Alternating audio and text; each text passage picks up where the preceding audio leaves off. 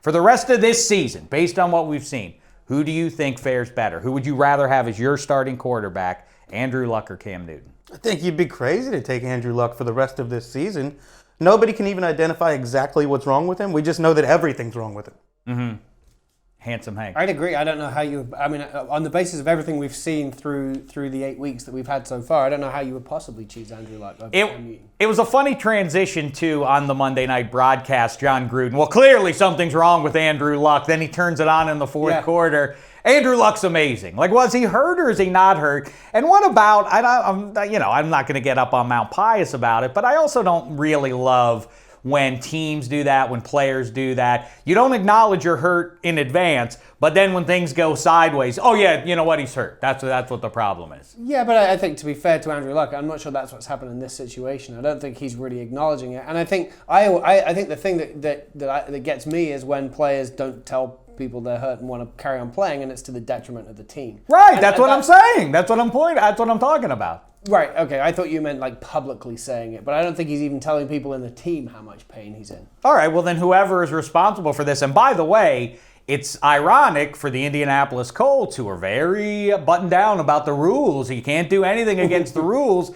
If they're playing fast and loose with the IR report or with the injury report, then like I say, curious. Little comeuppance directed their way. In John Gruden's defense, though, we've seen injured quarterbacks who don't do anything for 3.5 quarters, and as soon as the defense backs off the gas pedal, starts playing a little zone instead of press coverage, doesn't get after the passer, quarterback all of a sudden can move the offense, and I think that's what we saw last night. All right. So if it's just for, I agree, obviously, you got to go with Cam Newton, who, by the way, again, I keep saying that Tom Brady has to be your MVP right now. You can't really argue against that, I don't think. But a close number 2 at this point, especially given the way Aaron Rodgers played a mile high on Sunday night, Cam Newton's got to be the second in the MVP ballot. You should create a new award called the Almost MVP and give it to Cam Newton every year. Well, I mean, again, Ted Ginn Jr., did you see that? Did you see? Oh, he had 4 great passes in a row in overtime. Yes, he did. And they were made to Philly Brown. Philly Brown now starting to step up and actually hang on to the ball a little bit here. But nevertheless,